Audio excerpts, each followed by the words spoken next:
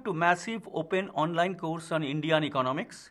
It's Unit 1 Economic Development Since Independence, and I shall deliver lecture on Models of Economic Development LPG, that is Liberalization, Privatization and Globalization. And I shall focus on macroeconomic implications in the context of Indian economy. What are the learning objectives of this module? It is module 5, and from here the students can learn the need for LPG model that India has adopted and can have an idea of the elements of this LPG model. It will also give them an idea of the government policies associated with LPG model in India. And finally, they will understand the limitations of this LPG model and how to go forward. The plan of discussion of my lecture is as follows. I shall start from a very brief introduction. Then I shall discuss the move towards liberalization, privatization and globalization. Then I shall focus on the actual LPG model. Finally, I will criticize the LPG model and at the end I will conclude.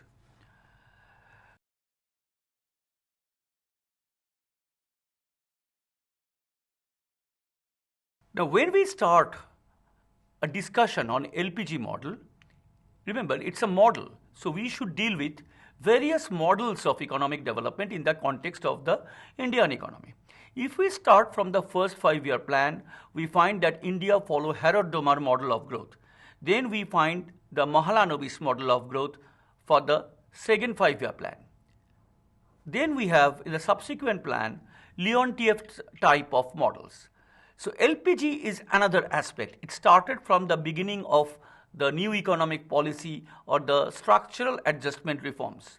But how should we proceed towards this LPG, and what were the situations that India was forced to proceed towards liberalization, privatization and globalization? If we start from the initial years of the starting point of India's 5-year plans, we find that before independence, India's growth rate was negative. And India's credit that Indian economists and the planners, they converted this growth rate from a negative figure when it was under colonial rule to a positive figure. Of course, it was not very high. So over the first few 5-year plans till the early 80s, growth rate was 3.5% and it continued till mid 80s, though there was some increase in the growth rate of around 5.6%, but that was not a stable growth rate. Economists like Raj Krishna referred to this growth rate as the Hindu rate of growth. And after that, actually, the reforms started. And what was the situation which forced India to adopt these reforms? That I will discuss. But I should say that as a result of these reforms, India could achieve a high growth rate of around 9.5% in the year 2006-07, though there was a fluctuation in growth rate over a few years after 2006-07, and there are various controversies related to that whether this liberalization, privatization and globalization measures are successful or not. Indian economy has observed various phases of liberalization. For my purpose, I shall classify this liberalization, privatization and globalization era into 5 phases. The first phase is from 1991 to end of 1999. One can call it the first phase of globalization. The second phase starts from 2000 to 2016, just before demonetization. Of course, demonetization is a controversial issue, but I have classified it from 2000 to 2016, just the point before demonetization. Then comes the period from 2016 to 2020, that is the third phase of globalization or liberalization or privatization. Then comes the COVID pandemic from 2020 to mid-2022, that is the fourth phase. And the fifth phase starts from late 2022 till now. So these are the major classifications on which I shall focus. Now, when we consider this privatization, globalization, or liberalization, we say that in the year 1991, Government of India initiated a series of economic reforms. What are the reasons for initiation of the series of economic reforms in the year 1991? These were initiated because India faced some crisis and was forced to take a loan from International Monetary Fund. Its crisis in what sense? Its crisis in the sense of depletion of foreign exchange reserves. India had severe balance of payments deficit. External debt was also mounting. So India had to manage that situation, and that's why there was depletion of foreign exchange reserves. India had to follow devaluation, which nowadays, as there is a shift from fixed exchange rate to floating exchange rate, we call it depreciation.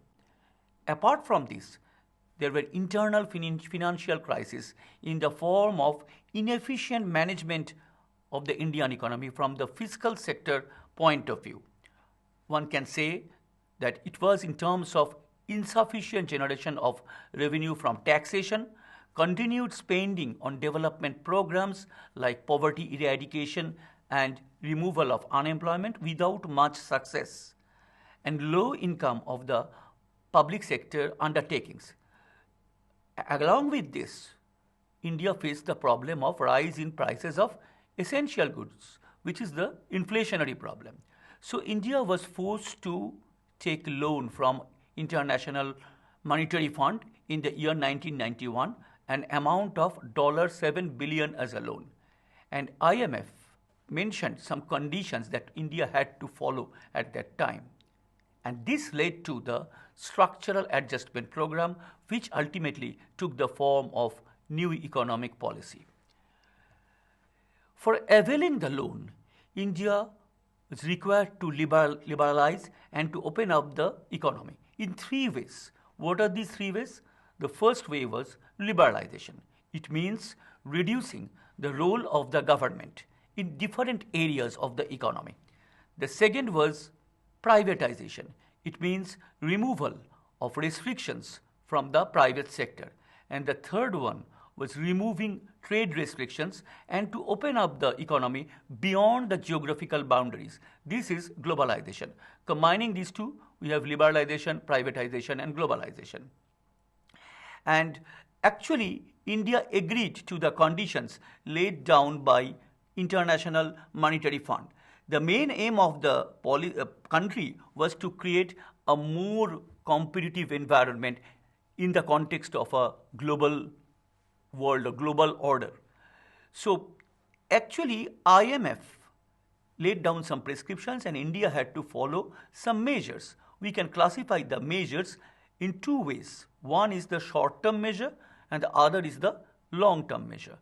Short-term measure can be referred to as the stabilization measures. These are short-term measures just to correct the economy as a result of balance of payments crisis. For example, India had to devalue its rupees to combat the balance of payments deficit. Apart from this, there were some long-term measures which India had taken. And these long-term measures were the results of reforms, various types of reforms. And that improved the competitiveness. At least India aimed to improve the competitiveness in the globalized world. So when we have these structural measures or the long-term measures, these are basically known as structural adjustments in the economy. So combining the stabilization measures and the structural reform policies, one can refer to it as the structural adjustment program. Now this was the starting point. After this, India started to initiate the new economic policy by following the approach of LPG. Now, what are the essential elements or main features of LPG in the context of Indian economy? As I said, that the first one is lesser control of government. So it's giving free hand to the private sector. Then, of course, there were reforms in the context of industrial sector, financial sector, fiscal sector, external sector, and of course labor sector as well, labor market as well. There was disinvestment in terms of withdrawal of ownership from and management of public sector companies. That means private sector companies could buy shares of public sector enterprises. Removal of barriers of international trade in the form of upliftment of quota restrictions. Business process outsourcing. These are all elements of this LPG model. I shall discuss in detail after this the growth of or the expansion of virtual trade. That means when we sleep, America works, and when America sleeps, India works. Why not, if we can relate the working hours, we can work for 24 hours a day. This is the question of time zone. And herein lies the root of business process outsourcing. By producing a product using 24 hours of a day, matching the working time, just when India finishes its working time, America starts its working time. This is actually virtual trade, which makes easy availability of products in shorter time. This is the issue of virtual trade. This is also a part of this liberalization, privatization, and globalization. And of course, there is emphasis on information and technology sector, IT sector. And if we consider the later phases of this LPG program, we find that it's digital India, which helps us to digitize so many things nowadays. So India is more savvy with the digital equipments nowadays. Digital India, Skill India, these are all aspects of LPG. And of course, last but not the least is Make in India. So these are the components of LPG. I shall discuss each of these one by one. First of all, as I mentioned, I shall not go into the details of the meaning of liberalization, privatization, and globalization, which I have already mentioned. But of course, I shall focus on each of these components in much more details. First of all, if we focus on the liberalization part, I should start from the industrial sector reforms. Remember that before this LPG era, there was protection of the Indian industries. And it's difficult to, there were restrictions on production in the form of industrial licensing. Now, as a result of this liberalization program, licensing was abolished except for a few products like alcohol, cigarettes, and hazardous chemicals and others. But industrial licensing abolished that helped the producers to produce easily their products. Next, we find that for the private sector, there were restrictions earlier to produce some of the products which were meant for the public sector and the public sector undertakings. But actually, we find that there is de-reservation of public sector. Some of the products which were specific to the public sector earlier are now allowed for the private sector to produce. So there can be collaboration of private and public sector, which we call PPP, public-private partnership. Even for small-scale industries, there were some products which were under the public sector only. There were restrictions on part of the private sector. Now there is also de-reservation of these small-scale industries and removal of price controls. In many industries, the market has been allowed to determine the prices. So it's more market-oriented. The reforms are more market-oriented. If we focus on the financial sector reforms, the next element of this liberalization model or the liberalization part, we find that the role of RBI was reduced from regulator to facilitator of financial sector. Now, this role of RBI has been reduced, helped the private sector banks to expand in the Indian economy and to compete with the public sector banks. Foreign investment limits to banks was raised around 50%. And even if some of the banks can fulfill certain conditions, they have been given freedom to set up new branches without the approval of RBI. So these are something new in the context of the financial sector reforms. In the context of fiscal sector, we find that before the liberalization era, there was large-scale tax evasion. But as a result of this fiscal sector reform, we find that there has been changes, reduction in the income tax rate, just to avoid tax evasion. But one interesting thing is that earlier the rate of corporate tax was high, but it has gradually been reduced. Efforts have also been made to reform the indirect taxes. Though it's not for the first phase, but for the later phase, we find that GST has been introduced. But from the very beginning, value-added tax and various other taxes were introduced to facilitate the establishment of a common market for goods and commodities. So always government aimed to simplify the indirect tax structure. So these were the reforms from the point of view of the fiscal sector. If we consider the external sector reforms in the context of the LPG model in the first phase, of course it's under the liberalization part, we find that under the external sector reforms, the most important aspect is the gradual shift from fixed exchange rate regime to flexible exchange rate regime. It means exchange rate is determined from the market instead of pegging the exchange rate. So this is an important aspect of external sector reform apart from reduction in tariff and quota, which help to promote trade. This is liberalized trade. Apart from these, quantitative restrictions on different manufacturing goods were removed, and also for the agricultural goods. This is also a part of this removal of quota. Special measures were taken to promote exports from the Indian economy to the rest of the world. And along with this, foreign investment started to be encouraged from that regime of external sector reforms. Next, let me pass on to the privatization part. This is also for the first phase of the LPG model. So it includes shedding of ownership or management of a government owned by a public sector enterprise, and it's transferred to the hands of the private sector. Now, how it can be done? It can be done by withdrawal of the government ownership and management of the public sector companies by selling their shares. And the second one is the outright sale of public sector companies fully to the hands of the private sector. This is complete privatization.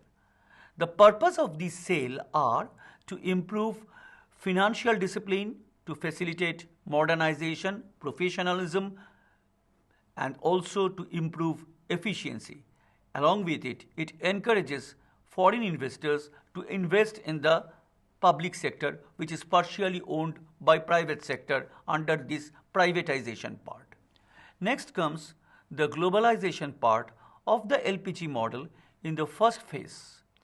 So if we consider the globalization part, as I already mentioned, it means integrating the economy with the world economy. So basically, it helps to remove the barriers of trade and capital movements, and not only movements of goods and services from one country and to other, there is also cultural exchange. All these are beyond the geographical boundary. And finally, it's virtual trade that gets promoted. As I mentioned, the issue of time zone, the working time of India and USA are such that the whole 24 hours can be used to produce a product, and that is business process outsourcing. Of course, this outsourcing helped partially the Indian economy to tackle some of its unemployment problem, mainly among the educated youth.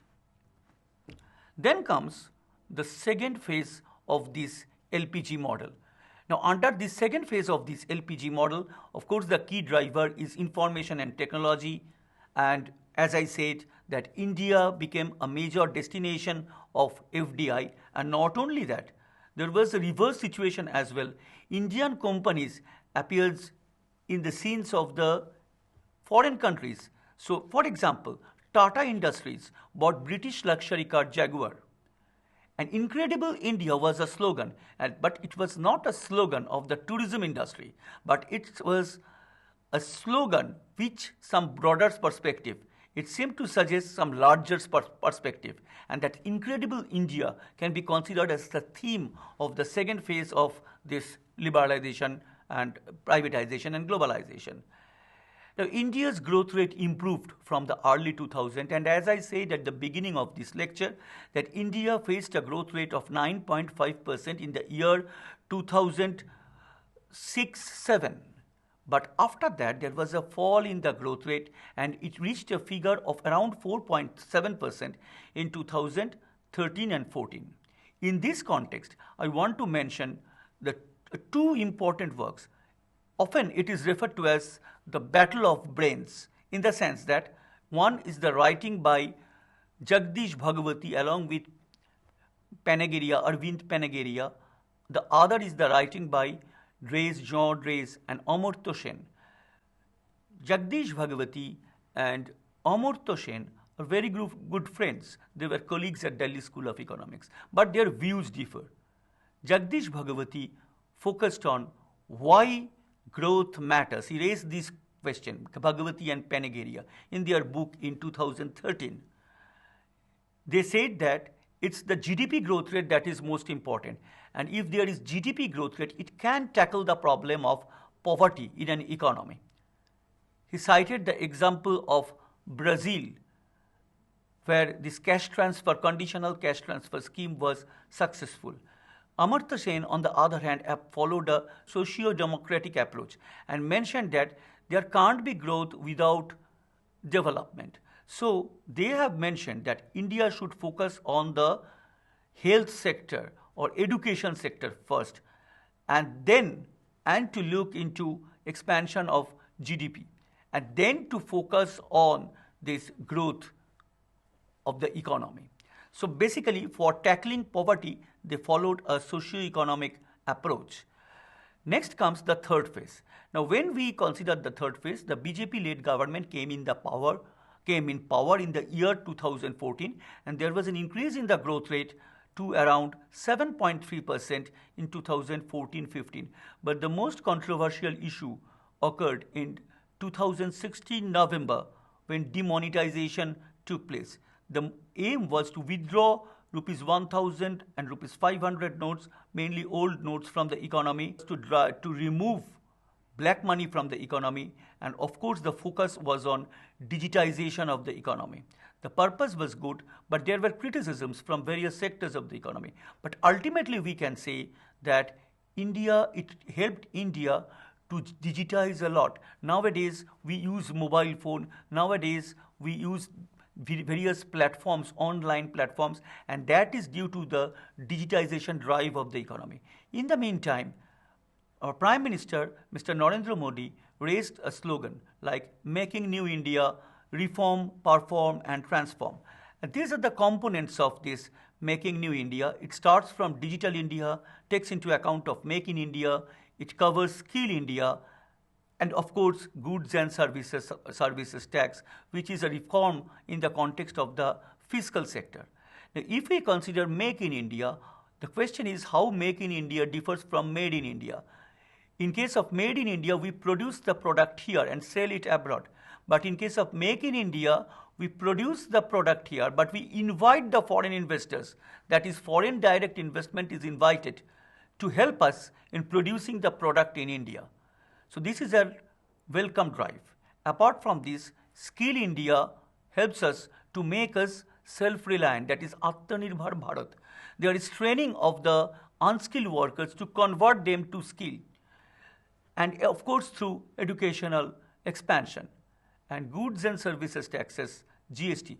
Though there is controversy regarding the distribution of the shares of this GST among states and center, of course this is a welcome drive because it helped to raise the revenue. So this is the strategy for the later phases. If we go to the LPG model, in the fourth and fifth phases, we find that then the fourth phase covers the COVID pandemic period. Of course, the growth rate halted in the Indian economy during COVID pandemic, but it occurred for almost all the countries of the world. But India could recover due to good performance of the agricultural sector. And thanks to the COVID warriors of our country to tackle the health issues and to have a good immunity program so that COVID can be controlled. The fifth and the final phase of LPG started from 2022. India is trying to recover its setback in economic performance at the time of COVID. Of course, there is a problem of increasing inflationary pressure in the economy, but it's not a problem for India only. It can be the outcome of Ukraine and Russia war. Because you know that in case of Ukraine-Russia war, exports and imports of several items from Ukraine, mainly the natural resources, were affected. All over the world, we have a situation of recession nowadays. So it's not specific to India.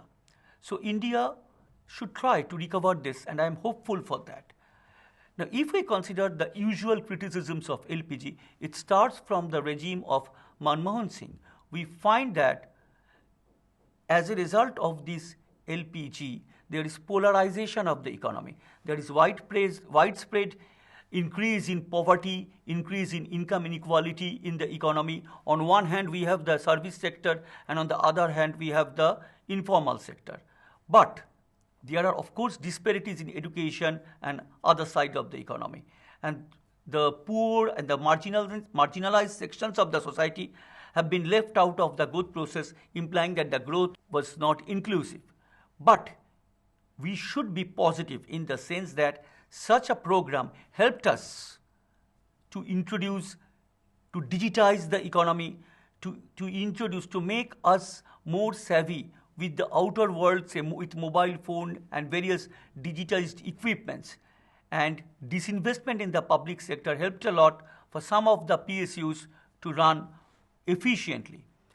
So if we conclude, we can say in this way, though there are controversies regarding the issues related to inclusive growth, and it's answered in terms of why growth matters versus uncertain glory, and IT sector, it cannot be denied that IT sector is the key driver behind the expansion of the service sector, and this LPG model promoted virtual trade and rapid digitization of the economy like Make in India project and wide-scale skill expansion through training of skilled manpower helped a lot. These are all positive sides of LPG. And that's the end of the lecture. Thank you so much.